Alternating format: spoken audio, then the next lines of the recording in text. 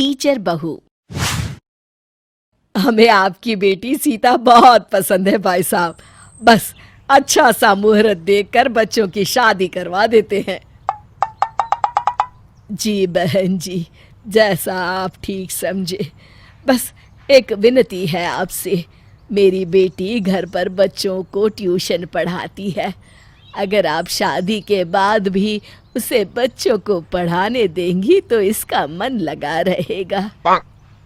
अब माफ करिए भाई साहब, मेरे घर में ये सब नहीं चलेगा। भगवान की कृपा से मेरा बेटा अच्छा खासा कमाता है और हमें किसी बात की कोई कमी नहीं है। मेरा मानना है कि बहुओं पर घर के कामकाज ही शोभा देते हैं। अब ठीक है बहन जी, जैसी आपकी मर्जी। कुछ दिनों के बाद सीता की शादी देव से हो जाती है। अरे बहू, आज शाम को अच्छे से तैयार हो जाना। मोहल्ले की औरतें तुझे देखने आने वाली है। और देख, सारे जेवर ध्यान से पहनना, मेरी इज्जत का सवाल है। अगर कोई तुझसे कुछ पूछे तो उसका तमीज से सोच समझ कर जवाब देना।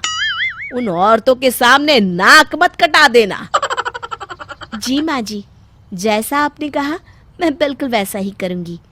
शाबाश, ये हुई ना बात।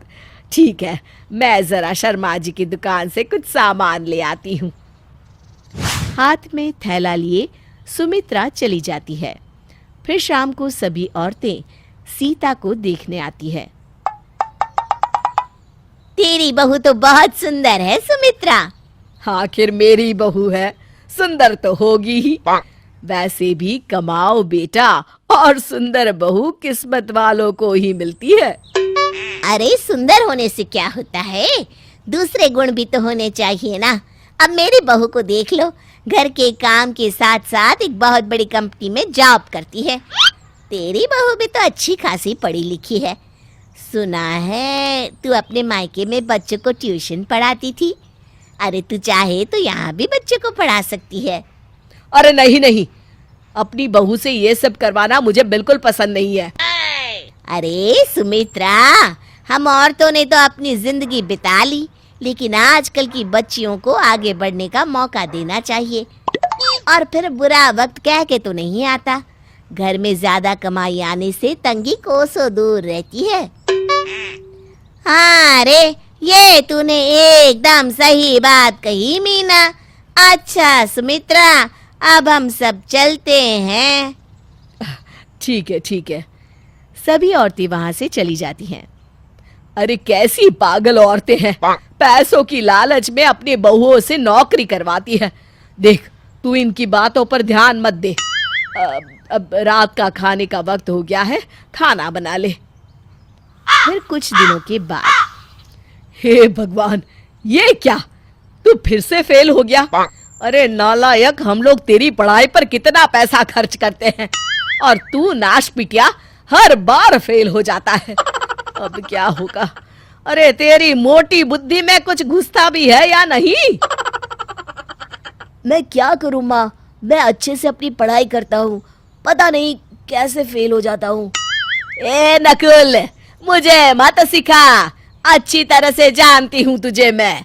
सारा दिन यहाँ वहाँ मटर गश्ती करते रहता है और उसके बाद घर में अपने कमरे में बैठा पापा जी खेलता रहता है। अरे माँ, उसे पबजी कहते हैं। हाँ हाँ, चल मुझे मत सिखा। तभी सीता वहां आ जाती है। माँ जी, आप चिंता न करिए, आज से नकुल की पढ़ाई की जिम्मेदारी मैं लेती हूँ। अरे बहू, तू कहाँ से इसे पढ़ाएगी है? ये कॉलेज में जाता है, इसकी पढ़ाई तेरे पल्ले नहीं पड़ने वाली। आप इसकी फिक्र मत करिए, मैं देख लूंगी। मैं कल ही नकुल को पढ़ाना शुरू कर देती हूँ। जैसे तेरी मर्जी, तू भी हाथ पैर मार के देख ले बहू। इतना कहकर सुमित्रा वहां से चली जाती है। अगले दिन से सीता नकुल को पढ़ाना शुरू कर देती है और देखते ही देखते कुछ महीनों के बाद नकुल के इम्तिहान आ जाते हैं। सब कुछ अच्छे से याद है ना? कोई गड़बड़ मत करना। अरे भाभी, आप चिंता मत करिए, आपके पढ़ाने का तरीका इतना अच्छा है कि मुझे सब कुछ अच्छी तरह याद है। अच्छा भाभी, अब मैं चलता हूँ। कुछ दिनों के बाद नकुल की परीक्षा का रिजल्ट आता है।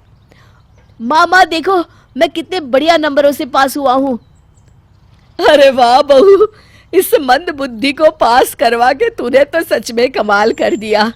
अगर तू नहीं होती तो इस नालायक का क्या होता।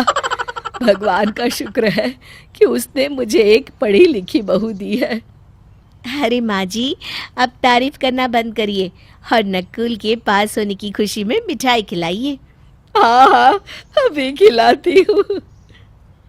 शिक्षा हमें कभी भी काबिल इंसान की काबिलियत पर संदेह नहीं करना चाहिए।